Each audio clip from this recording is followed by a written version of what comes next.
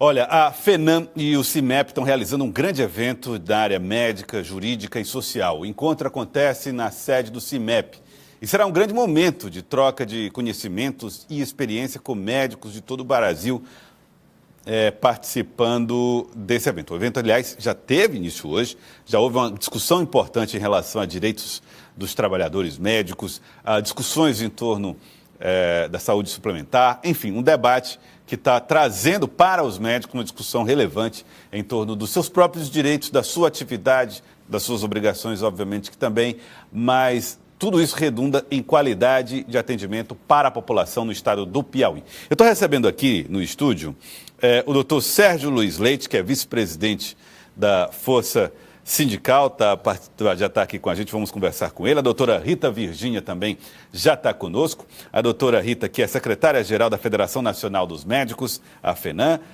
e o doutor Geraldo Ferreira, presidente do Sindicato dos Médicos, ele que é presidente do sindicato lá do Rio Grande do Norte, também participando aqui com a gente. São 3 nomes que participam desse evento, a quem agradeço desde já a participação aqui conosco. Quero começar conversando aqui com o doutor Sérgio Luiz. Como é que o senhor tem visto, doutor Sérgio, essa discussão sobre o assunto dos direitos dos médicos e a força do sindicato nos debates e nas discussões sobre a saúde e o direito que os médicos possuem? Bom, boa tarde. Cumprimentar o doutor Geraldo, doutora Rita e vocês aqui que nos ouvem. Obrigado pela oportunidade.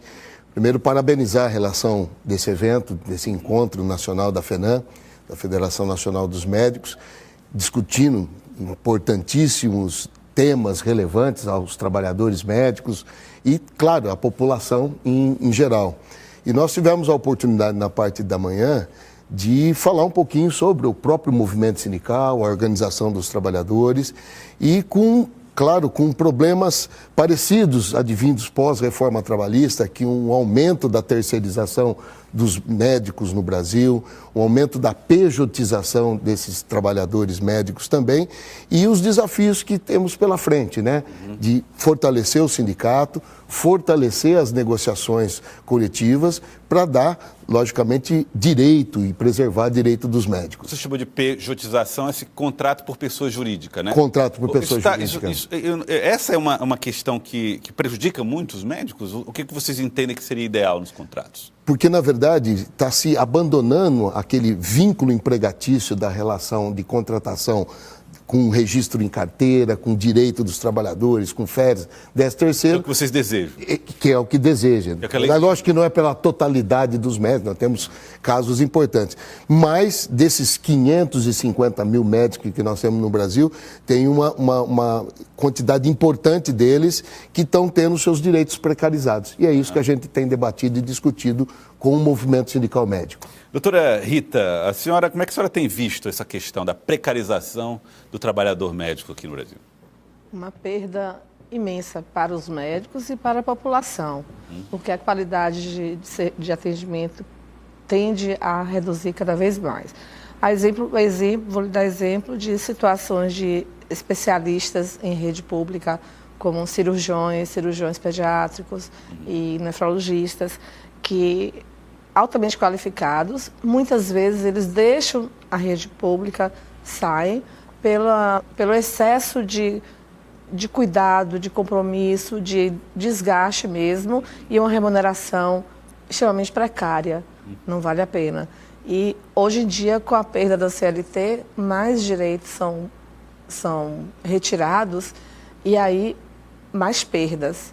Então, assim, a população está perdendo grandes profissionais por conta dessa precarização. Para você ter ideia, a pejotização, como se fala, ela vem contratando o médico de forma muitas vezes irregular, né? A empresa terceirizada contrata uma outra quarteirizada e de repente o salário atrasa e na hora de pagar eles dizem que não atrasou porque o ente público não pagou, o ente público prova que pagou, mas eles não repassam para o médico.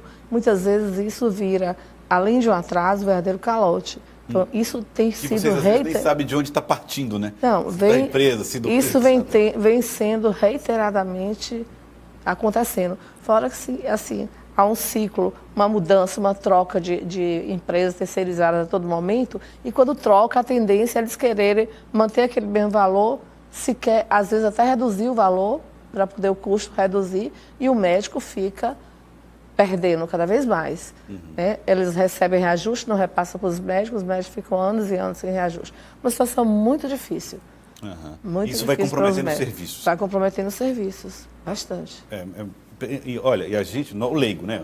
A pessoa que recebe o serviço não faz ideia desses debates que você tem feito e do que se passa nessas relações. Geralmente critica o funcionário da ponta, o médico do plantão, e não pensa um pouco sobre como é que está se construindo essa remuneração. Se cria a ideia, né, de que o médico é um profissional rico. Aí o que acontece? Ele é o último a receber. Na hora de pagar, paga-se todos e ele é o último a receber. Aí se ele tem 2, 3 empregos de pessoa jurídica, ele não recebe de nenhum dos 3, na verdade. E aí como ele sobrevive? Ele também paga contas. E é isso que às vezes as pessoas não querem entender, não querem... Nós não estamos nem falando de quanto é que se paga por uma consulta via SUS. Não estou nem chegando nesse assunto, né? Que é aí é de chorar. Que é também importante do Brasil fazer. Mas, doutor Geraldo, o senhor está aqui, médico, presidente também, né, de um sindicato, só que no Rio Grande do Norte. Hoje você está participando de um evento presidido por uma mulher, né, que é a doutora Lúcia, que é presidente da Federação também Nacional. Ela organiza esse evento e qual é a expectativa que o senhor e todos os outros têm dos benefícios desse evento, não só para os médicos, mas também para as médicas, né, que estão participando do evento? Claro. Boa tarde, Joelson. Boa tarde aos telespectadores, aos colegas. Nós já nos encontramos de manhã no evento. É grave a situação do trabalho médico, com repercussões para a população, né? Porque nos interessa muito de perto essa questão. Além de nós defendermos corporativamente o nosso trabalho, o nosso olho é como isto chega à população. Ou seja, o médico com a carreira, o médico remunerado adequadamente, com poucos empregos, poucos vínculos, mas dedicado àquele local de trabalho, ele consegue prestar um serviço muito mais adequado à população. Vide a estratégia de saúde da família, onde o médico está naquele local todos os dias da semana, não é? Então ele cria um vínculo com aquela comunidade. Talvez este programa seja um dos mais importantes em termos de saúde pública, não é? Para o Brasil como um todo, porque nós temos feito em Natal uma tentativa de valorizar este médico, não é? Temos atingido algumas conquistas importantes, mas o grande beneficiário disso, além da sobrevivência do médico, evidentemente, é a população.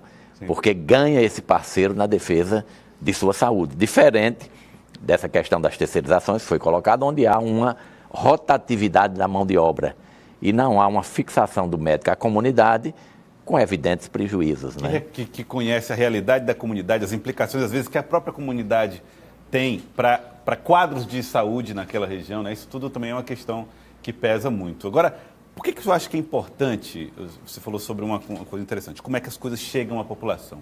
Por que é importante para a população conhecer um pouco daquilo que os sindicatos debatem Brasil afora e que dificilmente chega até o público? A gente nota interessante, apesar dessa imagem de que o médico é um burguês, não é? Existe às vezes na sociedade essa visão, mas todos os movimentos que nós fazemos, a população consegue ter a percepção de que é em defesa dela, não é, Rita? Você na Bahia deve notar isso. No Rio Grande do Norte, todas as manifestações de rua que nós fazemos, né? Nós somos assim um sindicato muito de rua, nós fazemos manifestações públicas. A população pede para usar o microfone, não é? Às vezes bate duro nos gestores, né? Às vezes a gente pede até moderação, né? Porque a população está muito ferida, sim, muito desassistida em todas as áreas, mas talvez mais acentuadamente na saúde. Então, quando a gente dá a oportunidade à população de falar, uma população, por exemplo, que são distribuídas fichas de atendimento uma vez por semana, para os 6 dias da semana, 5 dias, e ela tem que chegar de 2 horas da manhã para ter direito a pegar uma ficha. Então, isso é muito sofrido. Então, a população, quando pode ter acesso a um veículo de comunicação, a um microfone numa manifestação, ela desabafa. Então, ela é uma parceira dos médicos. Nós defendemos a população e entendemos que a nossa luta por trabalho digno, remuneração, sem a população nós não conseguimos nada. Nesse né? caso, a população ajuda vocês a fazer um diagnóstico dos problemas até chegar na consulta, né? Com certeza, com Agora, certeza. vai ter uma mesa redonda para tratar dos assuntos, né, que envolvem, inclusive, essas questões de direitos sindicais, trabalhistas e estruturas de trabalho. Sim, todas as mesas versam sobre isso, né? Por exemplo, a participação da Força Sindical, que é a central a qual a FENAM é filiada, não é? Ela faz esse diagnóstico do trabalho como um todo, né, Serginho? Do trabalho como um todo. E é bom porque também, às vezes, o contato não era tão íntimo com a Força Sindical, eles estão começando a se apropriar do que é o trabalho médico também. E, às vezes, tinha uma impressão de que nós até tínhamos algumas resistências ao próprio movimento sindical, movimento né? sindical. E esse intercâmbio com os outros sindicatos é fundamental. Porque a nossa experiência serve para Bahia, a do Piauí serve para a gente, a da Bahia serve para o Espírito Santo, porque, no fundo, os problemas são os mesmos. Ou seja, baixo investimento do SUS, baixos salários dos médicos, precarização do trabalho, terceirizações, com reflexo na assistência à população. Doutor Sérgio, inclusive, aproveitando, no Brasil inteiro está muito comum contratos através de cooperativas, contratos através de pessoas jurídicas que arregimentam trabalhadores e aí vão formando aquela mão de obra. Não só na saúde, mas em outras áreas também. Como é que isso precisa ser debatido pelos sindicatos brasileiros? Eu não tenho dúvida, as centrais sindicais não são, olha, é impossível existir contratos de pessoa jurídica ou cooperativas. Tem exemplos importantes nessa área, inclusive em cooperativas de médicos, inclusive, formando importantes prestações de serviço. Mas o que acontece no Brasil é que nós estamos caminhando num processo de aumento da informalidade na relação de emprego, na relação de trabalho e diminuição do trabalho formal. Isso tem consequências, além de prejudicar o próprio serviço, no caso dos médicos, ele reduz acesso à seguridade social, acesso a direitos, acesso a ter melhor renda. Então, a gente tem buscado reverter essa tendência de aumento da informalidade. E um outro ponto importante que vale destacar, que eu busquei lá, e está bastante avançado isso nas negociações com o governo e depois em seguida com o Congresso Nacional, é a regulamentação da negociação coletiva dos servidores públicos, que boa parte dos profissionais médicos prestam serviço para o Sistema Único de Saúde e que sequer legalmente tem o direito da negociação anual, como tem uma categoria do metalúrgico, do químico, que eu sou desse segmento, da indústria farmacêutica. Então, essa regulamentação é importantíssima também, eu acho que ele dá um poder grande para o sindicato fazer essa discussão dos direitos dos trabalhadores médicos. Acho que recebe uma remuneração que não pode negociar, né? Então, que não pode negociar. É aquilo lá e acabou. E pronto, e ponto final. Bom, mas eu quero agradecer, infelizmente, nosso tempo é curto para tantos temas, né? E para pessoas tão preparadas como vocês, mas eu quero agradecer ao doutor Sérgio Luiz Leite, vice-presidente da Força Sindical, muito obrigado pela participação. A doutora Rita Virgínia, que é secretária-geral da Federação Nacional dos Médicos, veio da Bahia, né? Presidente do Sindicato da Bahia. E presidente do Sindicato dos Médicos da Bahia. Dos Médicos da Bahia. E o doutor Geraldo Ferreira, presidente do Sindicato dos Médicos do Rio Grande do Norte. Quero agradecer a vocês e quero pedir à doutora Rita que faça um convite para que as pessoas possam participar do evento ao longo do dia de hoje, né? Ah, sim, os colegas médicos, seria muito importante a participação de vocês. Temas muito importantes serão debatidos ainda hoje à tarde. Na sede do Sindicato dos Médicos do Estado do Piauí. Isso. Muito obrigado pela participação de vocês. Uma ótima tarde, bom evento nessa tarde de hoje.